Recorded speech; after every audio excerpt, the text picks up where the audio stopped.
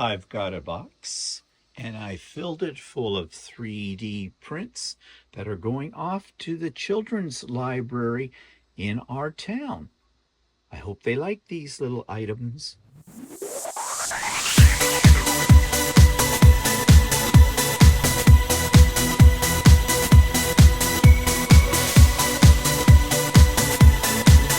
Good morning, everybody. It's Stephen here for Bland Designs and the Idiot Quilter, and welcome to my weekly vlog number 395 for Monday, February the 10th, 2025.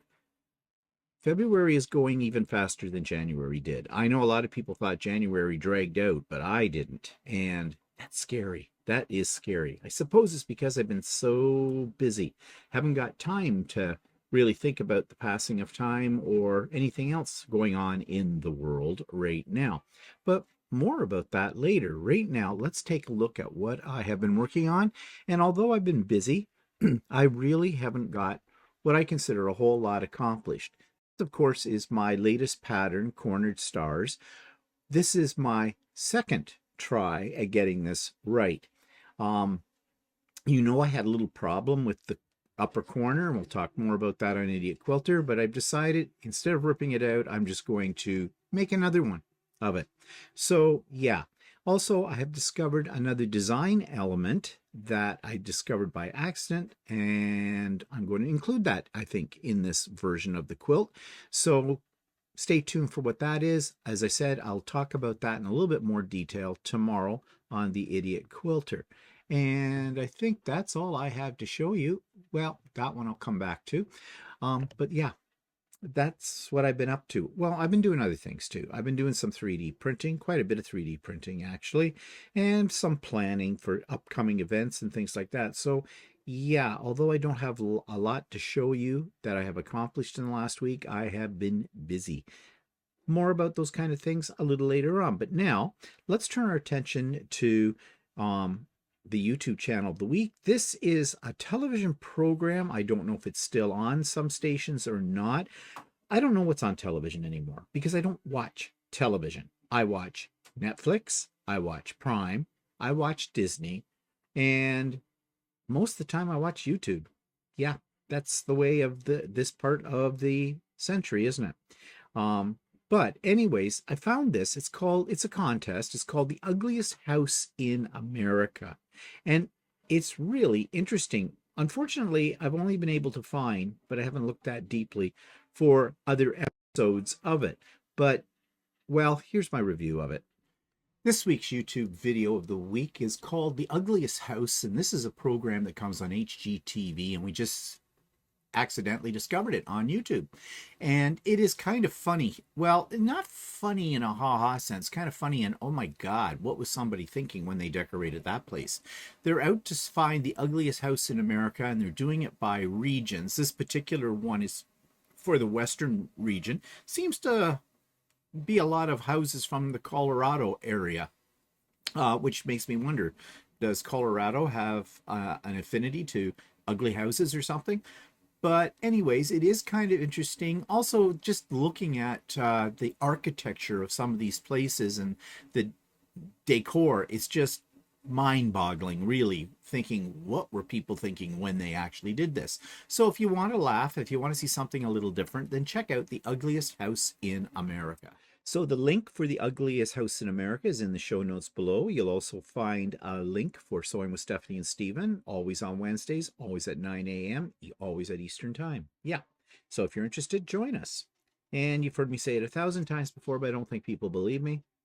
It's come and go. You don't have to be there at 9 o'clock. You don't have to stay till 4 o'clock. You can come and go for 10 minutes, 15 minutes, half an hour, 2 hours, whatever. Let it fit into your schedule. And you'll also find a link for all my videos from last week.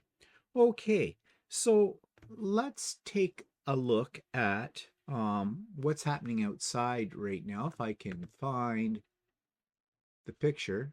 Okay. Here we go.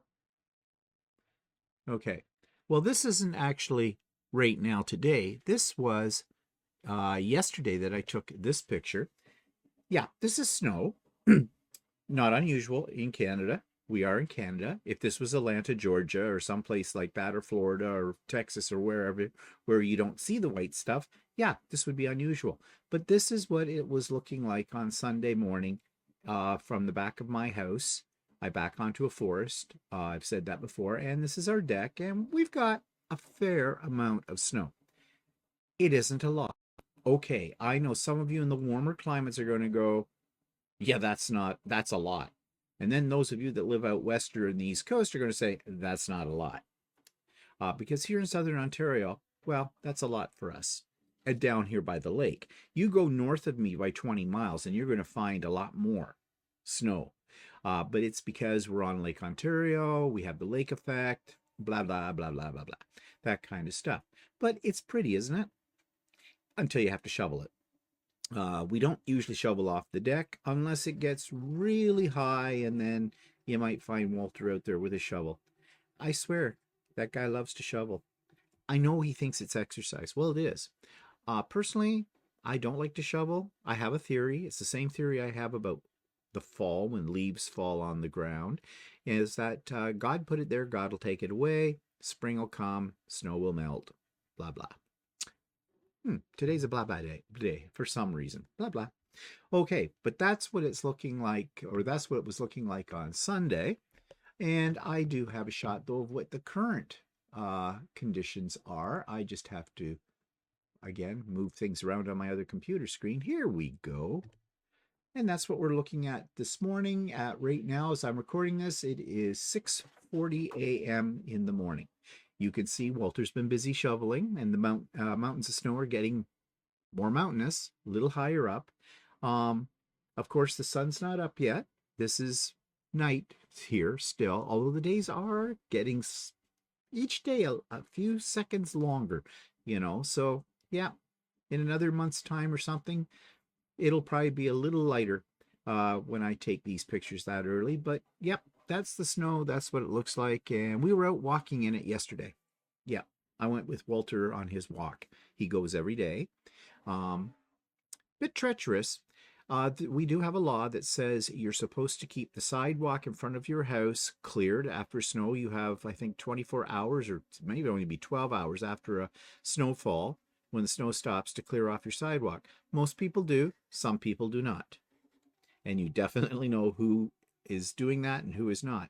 Now, the city does come around with a little tractor thing that fits on the sidewalks and they plow it off, but that's more on the main thoroughfares. They sometimes come around within our subdivision and do it, but it's not reliable.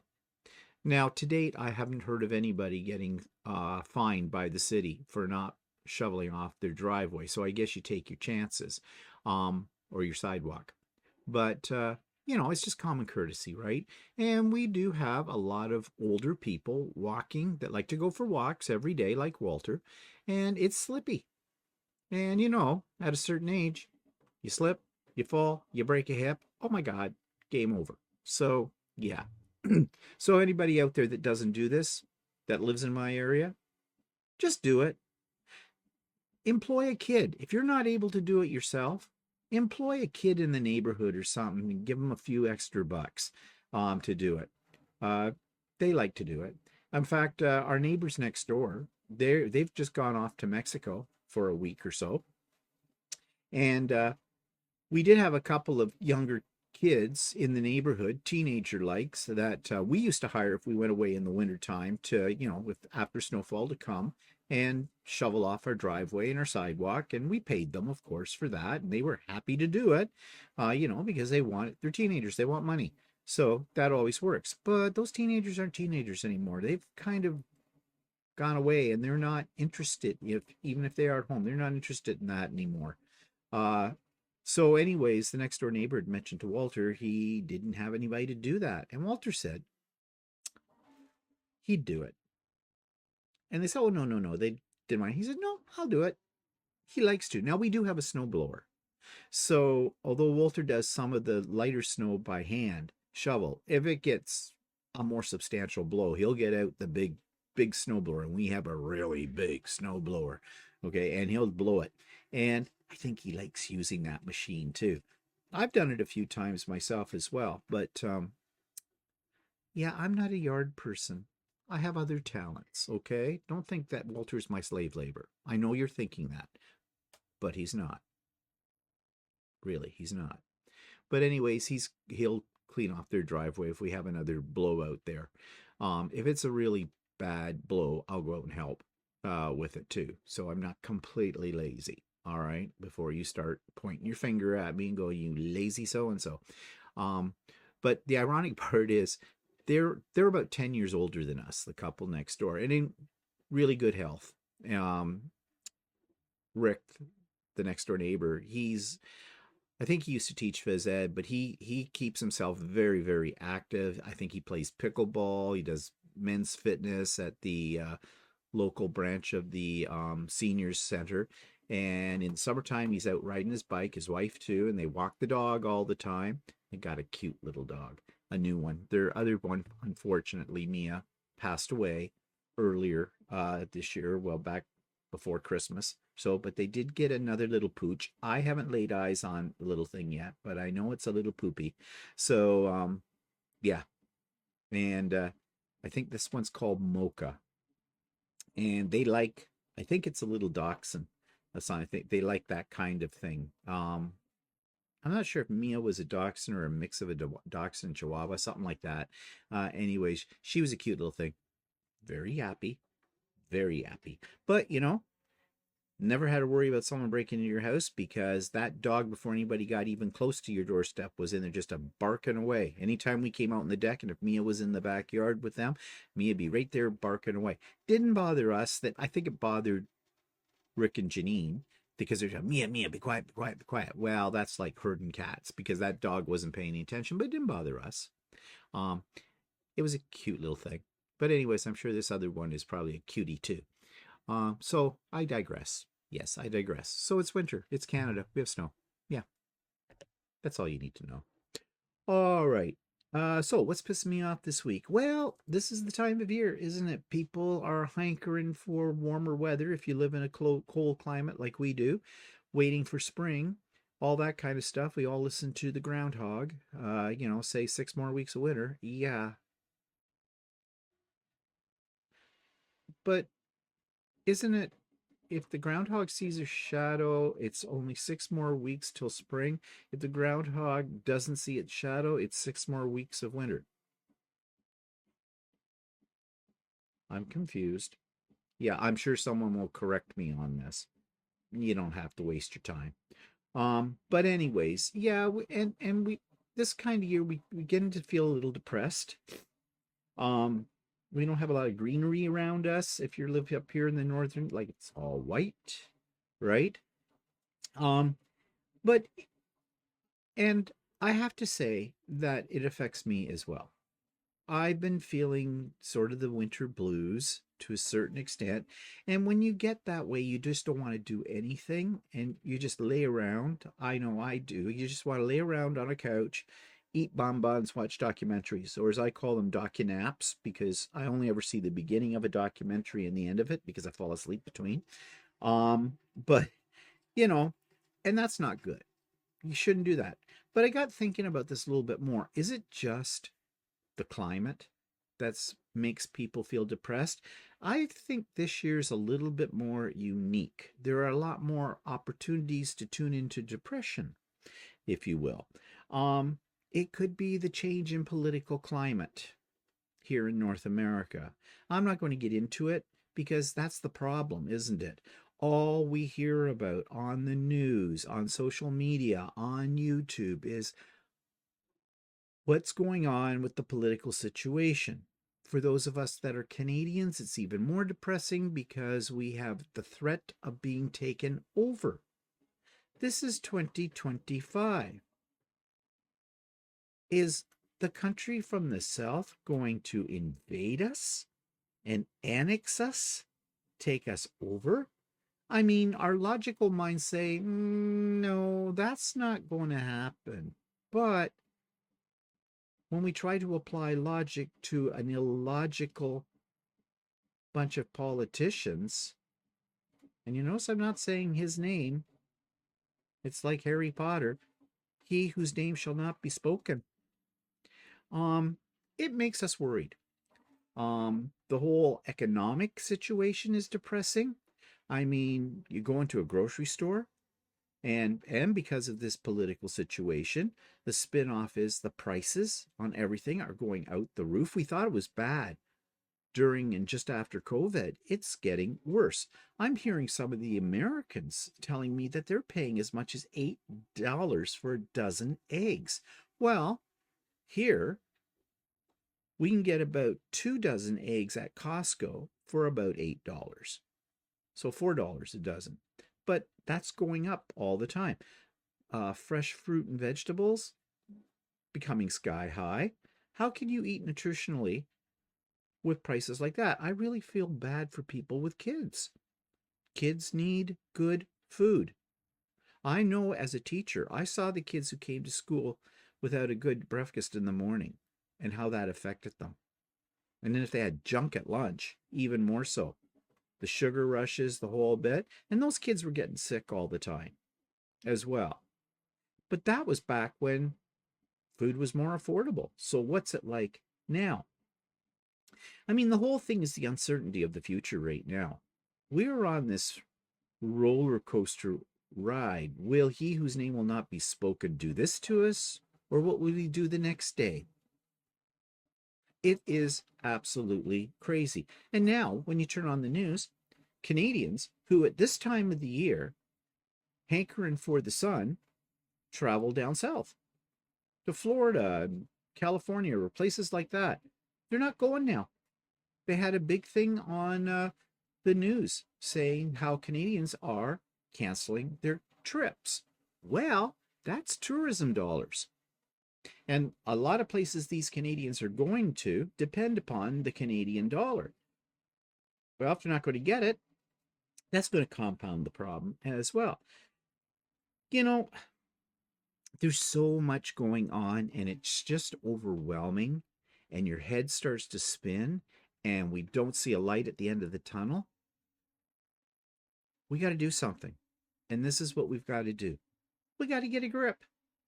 Yeah. That's what my parents used to say to me if I got all, and I was a worrier. And when I was a kid and I'd come home from school and I go, this is happening, I've got this to do, and I got to do this and I got to do that and everything. And I'm having a panic attack. And my parents would say, slow down, get a grip. What does that mean? It means take control of your life. There are an awful lot of things out there that we can't do anything about.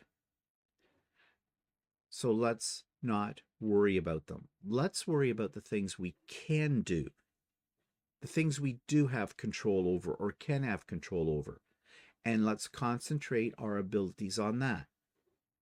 You know, we've been on the planet for millions of years, and the human race has gone through trials and tribulations a lot worse than what we think is happening right now. Again, think. We don't know everything. I guess it's the unknown part that gets us as well.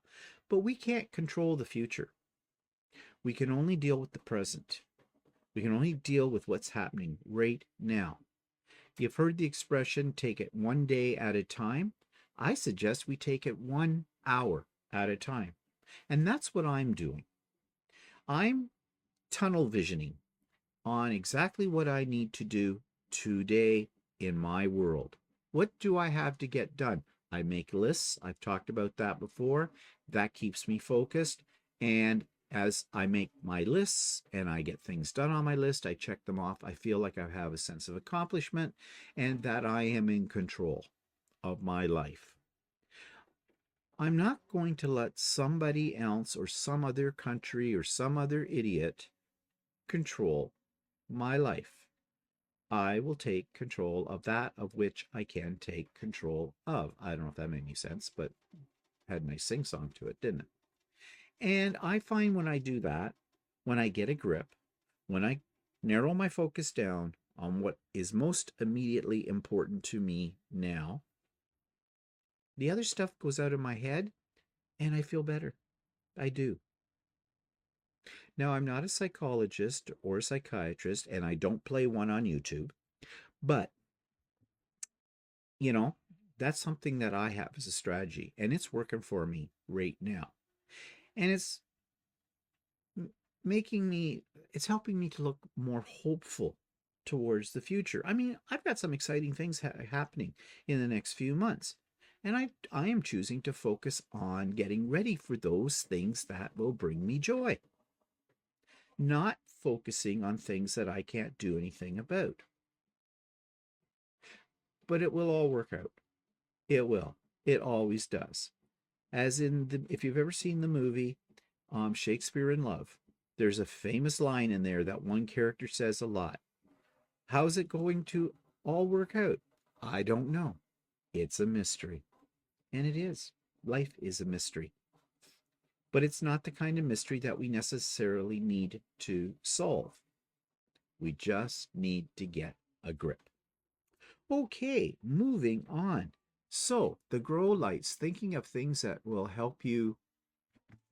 And I've got the wrong picture up here. Just wait for a second here. I will get things under control. Okay, here we go. I like green in the house, especially this time of the year, because green brings me joy. Why does it bring me joy? Because this is something that I am growing. It is something that I can control, and the end product is something I can eat. So my lettuce is coming along, a couple of brown leaves in there, but this is doing fine.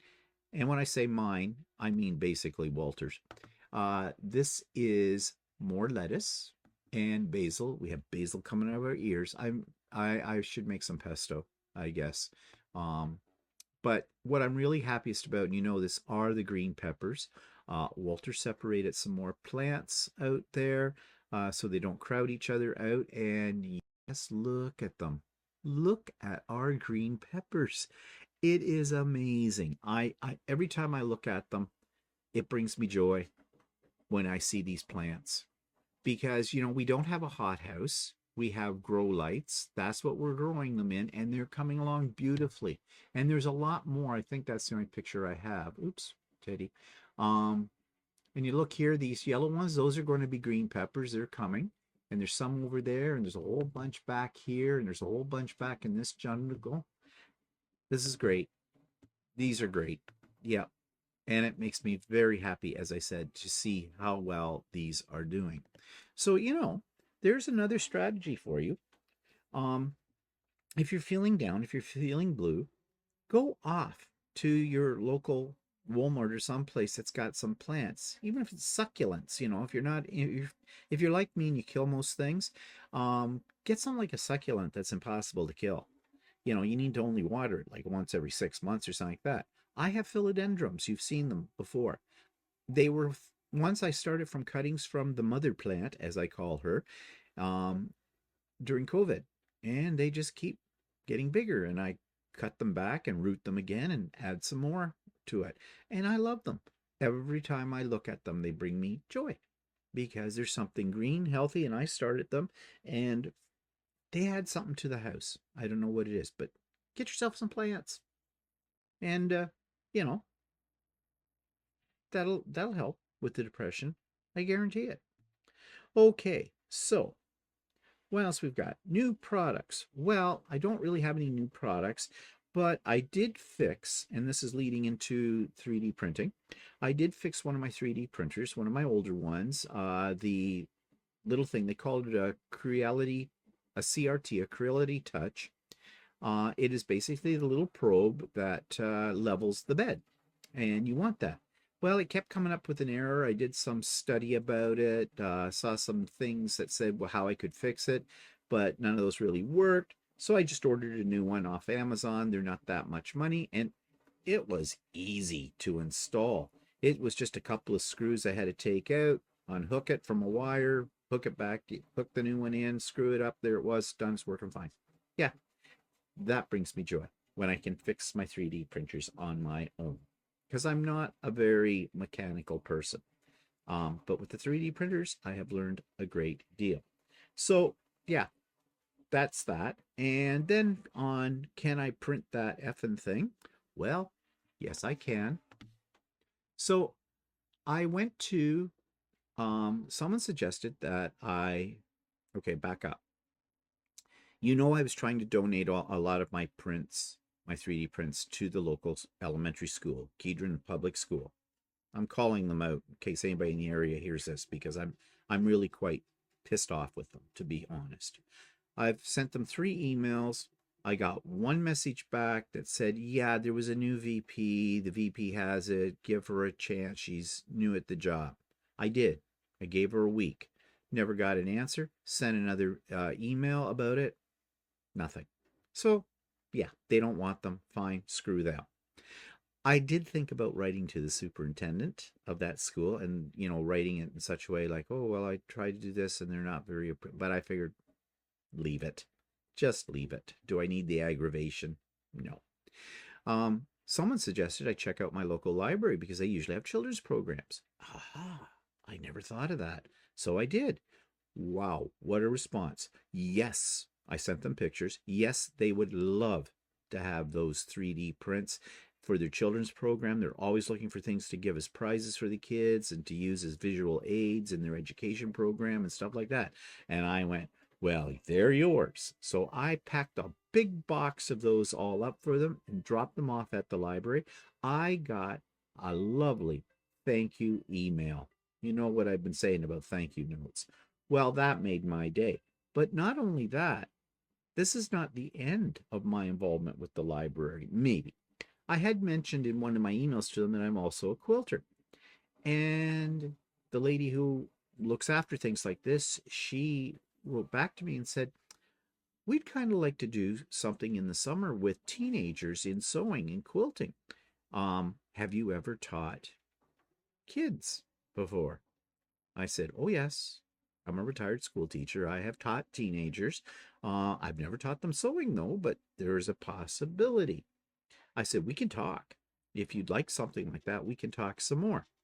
So I don't know if anything's going to come of it. And to be honest, if nothing does come of it, I won't be that disappointed because I'm thinking, well, one, it's a time commitment and I'm busy with other things. However, I'll make time for it. And the other thing is, I've never taught quilting. Yes, I know. I have taught before other things. I know how to teach, but, you know, I was an English teacher. Books, no problem. Sewing, well, yeah, I want to especially with kids, I want them to have a good experience. So I would have to do some planning, some thinking about that for sure. And I don't know what they have for equipment in the library. I don't know. Do they have sewing machines? I've said that to Walter. I'm assuming they have sewing machines. Walter says, don't assume that. But I said, if they want to do a sewing program, they must realize they have to have a sewing machine. He says, don't assume that. And he's right. So we'll see. I don't know if anything will come of that, but now I've got to find another outlet as well for 3D prints. Now I told them in the library, if they want more, whatever, if they want, you know, multiples of 1 or 2 of the things there or whatever, or if they've got ideas for things that go along with the books they might be working with or stuff like that, please contact me. I'll try and accommodate because, yeah, not a problem. I like the challenge. So we'll see. But I was very happy about that. And I have been busy with my printers. I've made a list of all the things I've given to them. My inventory list. Okay. And so I'm trying to stockpile some of these items that I think will work with kids a little better. And, you know, so I have them readily available. So there's no downtime for whoever wants them. That's my thought anyways, and we'll see. But here's what I've been working on. Okay, there is a whole series of these little animals that look like they've been knit. This is the polar bear. He is very, very cute, and I'm using two-toned filament for this. Now this dragon's head, I've only made one of him, but he's fun. And I kind of got a thing for dragons these days. Dragons, gnomes, and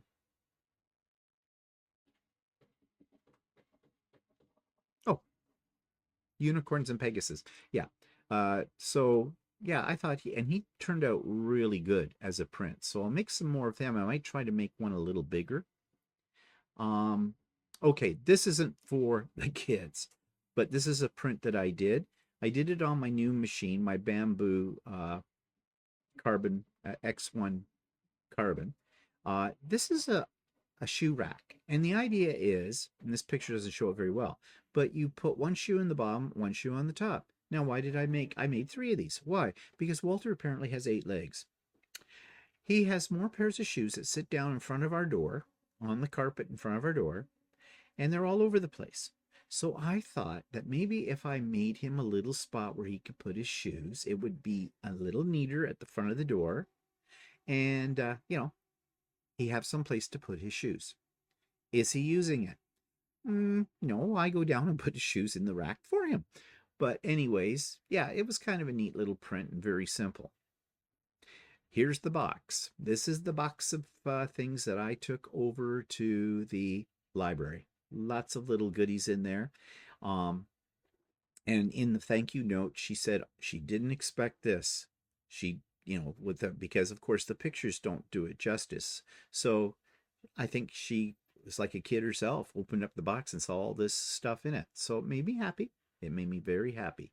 That's not what I want to show you yet. Okay, so anyways, more with it. I am still experimenting with the new printer. I'm loving it. I'm absolutely loving it. One thing I'm finding though is if you've got a thing that you're making that has several different colors in it, it takes a while to do that because it's like it does one layer that has a different color, goes, swaps out colors, cleans the print head, comes back, does the next color, and it takes a long time. Now, there are some tricks with this to cut down on your printer poop. That's what we call it, printer poop, that shoots out the back from the poop chute. Yeah, 3D printing is full of a lot of these technical terms, printer poop, spaghetti, and a poop chute. Yeah, kind of weird. But we are nerds. 3D printer people are nerds. There's no way around it. Anyways, I've been reading up on some methods for cutting down on poop and making things go a little faster. So I'm going to experiment further with those ideas as well. But yeah, I can say I'm loving it. I'm loving it so much. I'm trying to hold myself back from buying another one and slowly replace my existing old Creality KEs with Bamboo X1 carbons. But what holds me back, well, one, it's the price, because it's, for all intents and purposes, after tax and shipping and all that, about almost $2,000 Canadian, for what I have now. So yeah, that's not going to happen tomorrow. Also, there are rumors out there that Bamboo Labs is going to come out with an even bigger and better one very soon. So we'll see. But it's fun. I can control what I'm printing. I can control my print farm environment. I got a grip with that, and it brings me joy. Okay, so the one thing too that I really like about this machine is the AMS. The AMS stands for Automatic Material System. It's the thing that controls the color, and it holds 4 filaments of color, and I've shown that to you before. But I just made something. It took 4 days to make this. Some assembly required, but I'm really pleased with it, and it's the riser for the AMS, and I did a little bit of a video clip here to show you what I'm talking about. So I just finished the AMS riser for the Bamboo X1 carbon machine, and this went together like a dream. The only problem is I had to glue a few parts, and the glue I had, I don't know if it's going to hold or not. I hope it does. But you do need some glue. Now, there are holes where you could put in screws, but I didn't have any of that size. And right now I'm just printing the button inserts for in here. But it looks nice. It fits here. We've got drawers in the top.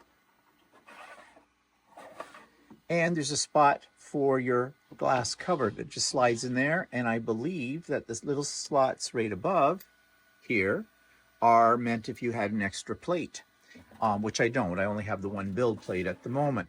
So I'm very happy. This took about 3-4 days to make.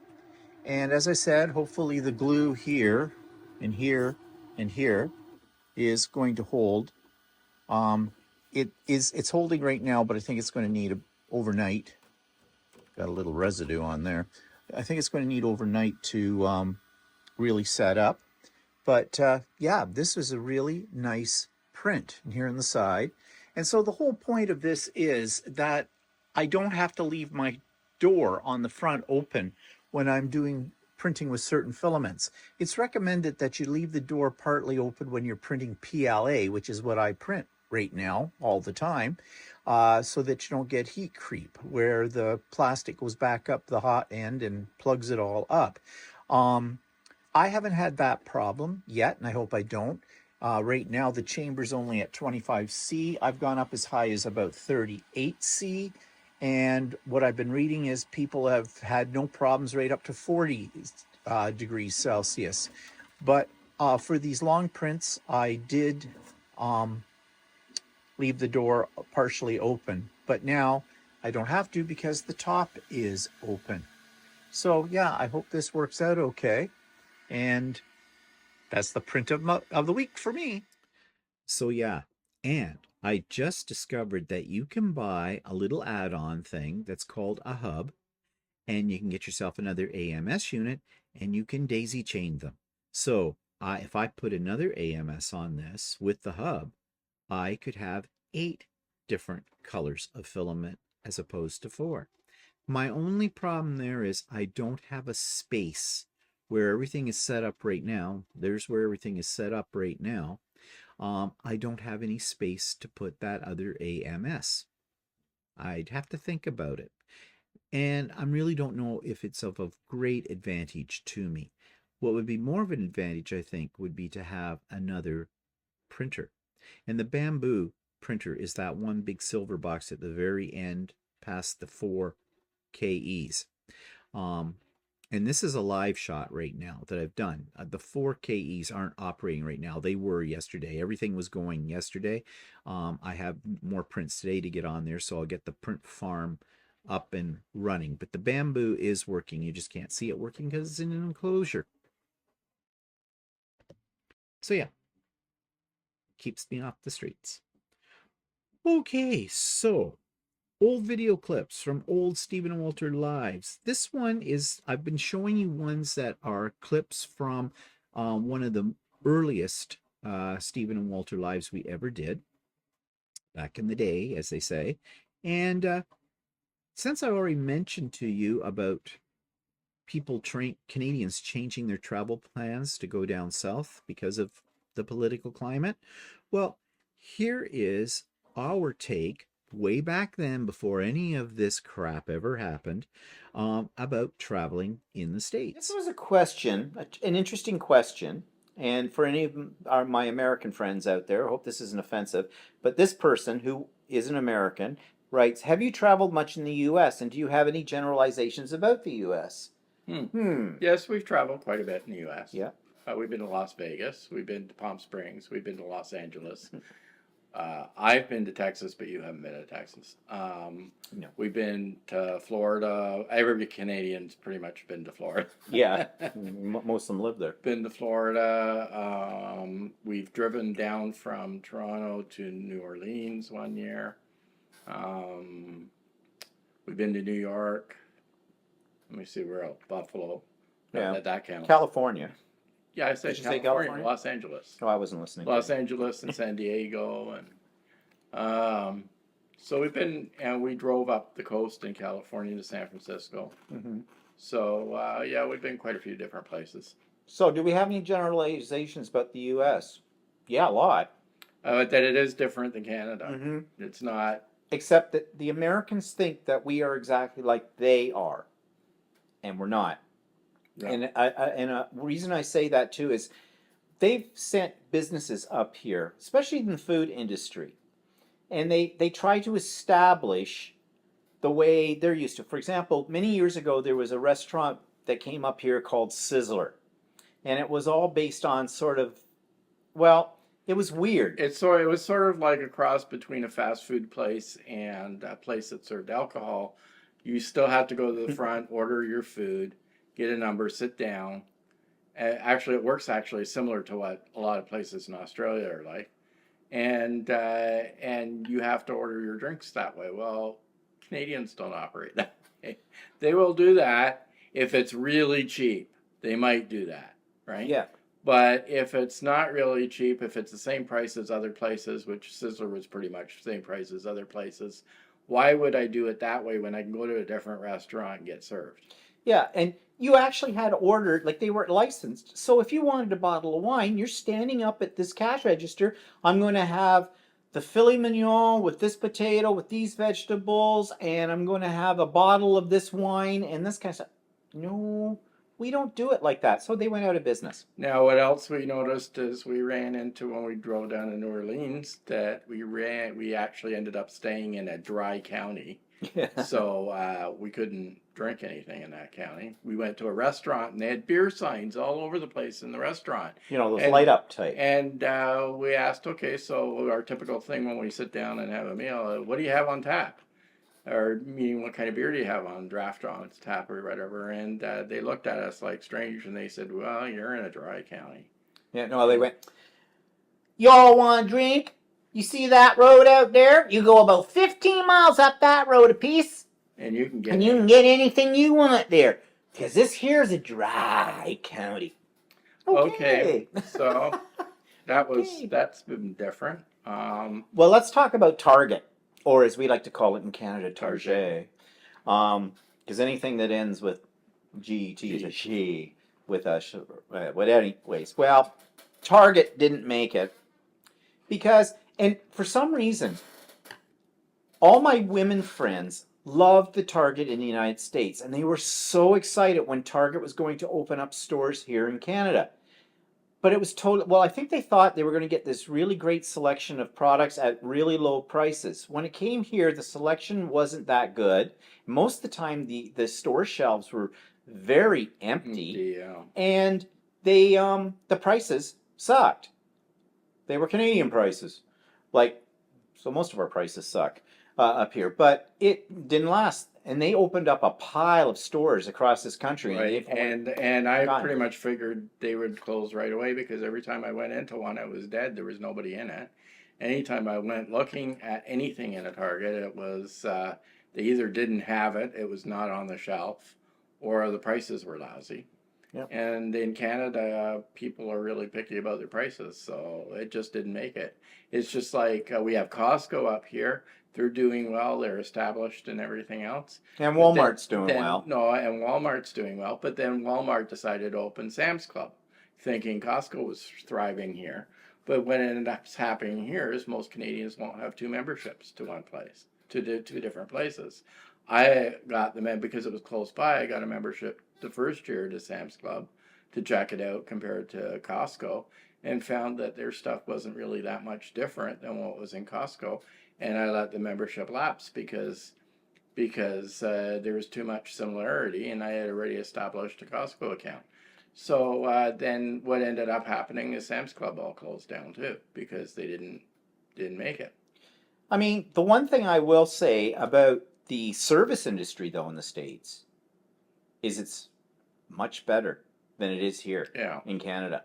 I mean, when you walk into a restaurant or you walk into like a Target or wherever in there in a store, the people that work in the store seem to be very friendly, very helpful. Here in Canada, well, it's hit and miss in some cases. Some stores you can go to in Canada and the employees are all standing somewhere in the corner and it's like they all scatter like mice when you walk in. You can't find a person to help you out with anything. Now, I think that has been changing a little bit, but I think that's the influence of Walmart on a lot of the bigger stores like the Home Depot and things like that. So yeah, I guess every country has its idiosyncrasies and its people and things like that. And yeah, it's the U.S. But I'll tell you one thing right now, and I don't want to offend the Americans, but you probably know this anyways. We will not travel in the United States right now. Not the climate that's in the United States. Not with Trump, the whole bit. Staying away. No. Also, when we travel, if we travel to foreign countries, we generally try to avoid flying through the United States, and then the only reason for that is because of all the security measures in the United States. The getting through the airports with a foreign passport can be a real pain. Oh yeah. So, and Canada is considered a foreign passport. So, Yeah, we used to have a really no problem going into the States and coming out of the States. You know, we bragged about we have the longest undefended border in the world. Yeah, that's slowly changing as we build the wall. But anyways, So I hope you're enjoying these clips from the past. I kind of am, because I kind of forgotten about these things that we had said then and all of that. And we did look a little younger. I mean, that's not that old. I think that's 2017 from that. So that's what, 8 years ago. Yeah. But yesterday on Stephen and Walter Live, we talked about um, aging and ageism. And I had a set of pictures for a laugh that I was going to show yesterday, and we got too busy yapping away that I forgot to show them. So I want to show them to you now just for fun. And these are of Walter and I in our younger days. Not a lot of these are a lot of pictures because I don't have a lot of pictures of that. But here's one you're going to laugh at. Yeah, there we are.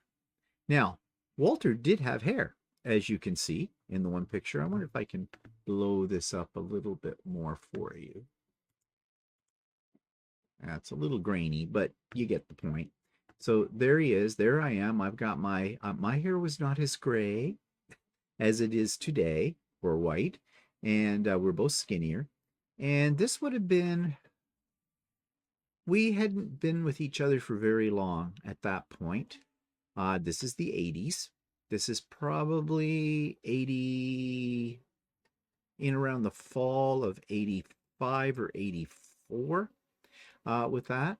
So he was a cutie, wasn't he? With that beard, that dark beard and everything.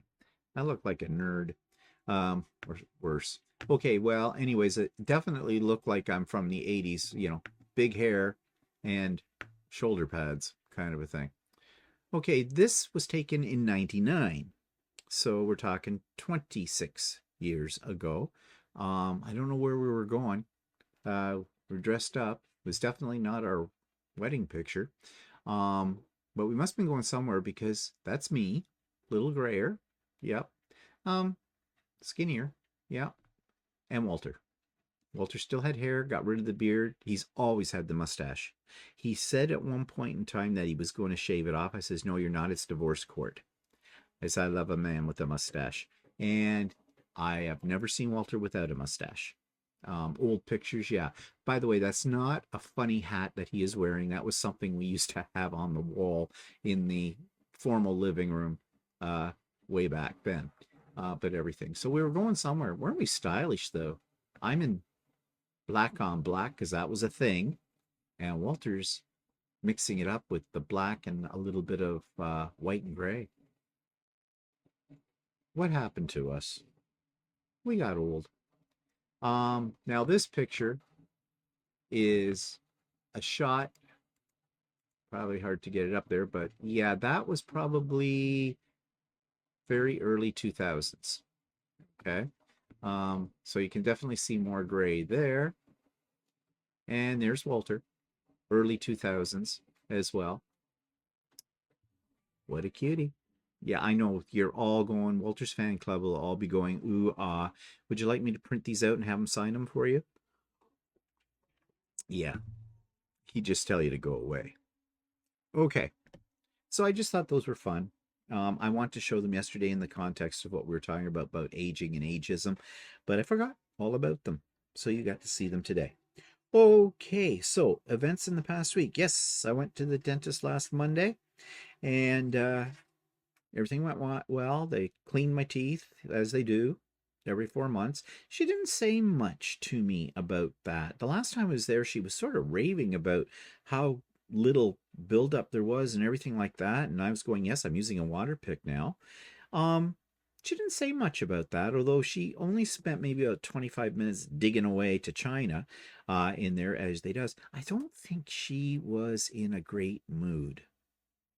There was just something weird about her.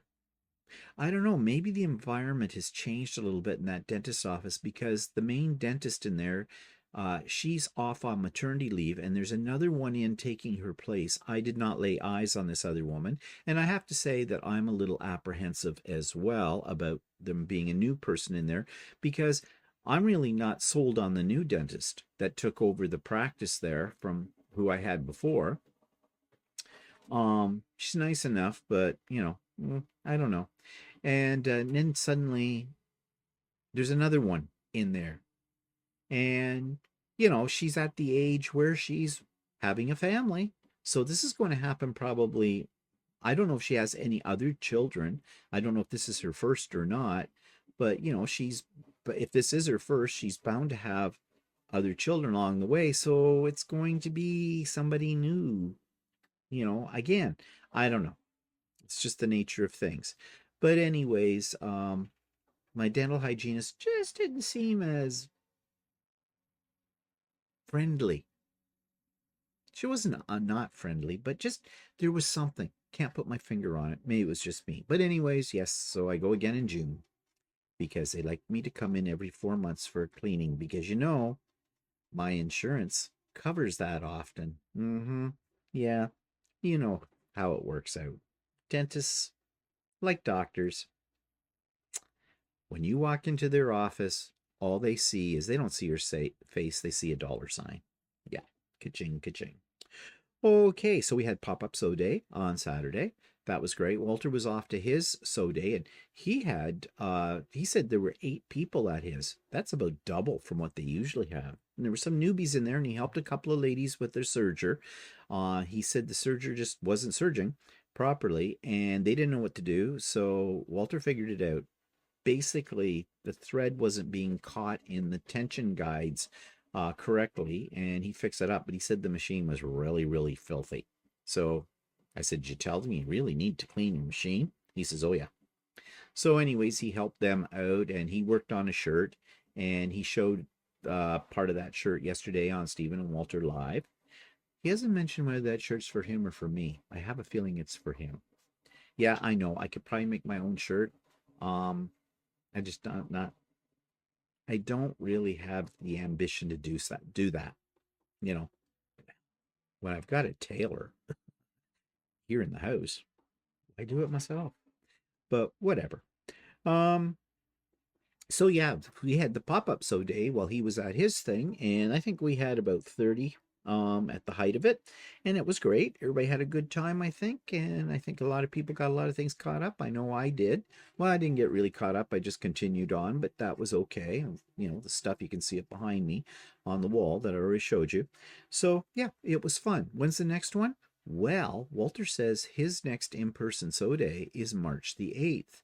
So stay tuned. Pencil in March the 8th, because that, I think, will be the date of our next pop-up sew day.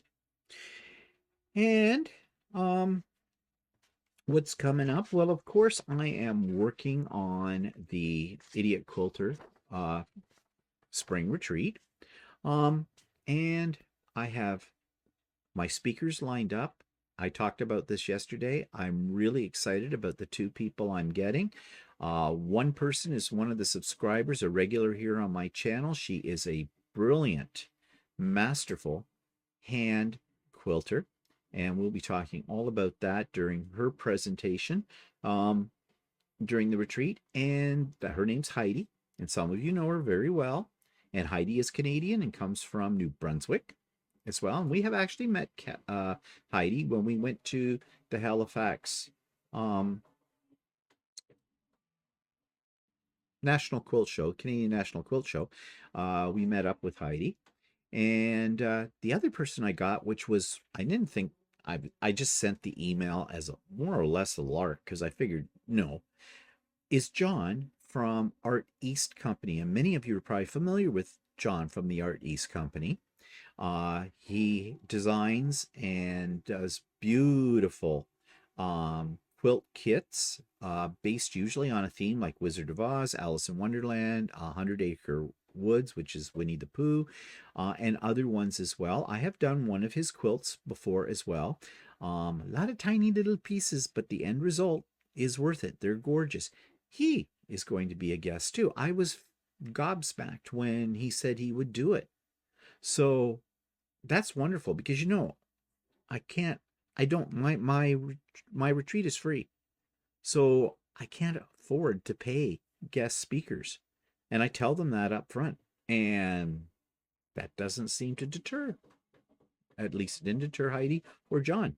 So that's wonderful. That's great. So the retreat is going to be on April the 26th, Saturday, April 26th. There'll be more details coming out in the next month or so about all of it, how you register and all of that. And yes, you have to register even though it's free because you need to reserve your spot on Zoom because it's all done through Zoom. And I can only handle about 95, 96 people. And yes, it does fill up and fills up very quickly, and I have a waiting list. So, but more about all of that in the coming weeks. Stay tuned. Okay, well, I think that's it for me for today. This is a long one, I think. Sorry about that. But anyways, I know some of you put me on when you're sewing and just listen to me blabber on for days. So yeah, well, I'm glad I'm serving a purpose. Okay, I hope you have a great week and we'll see you later. Bye for now.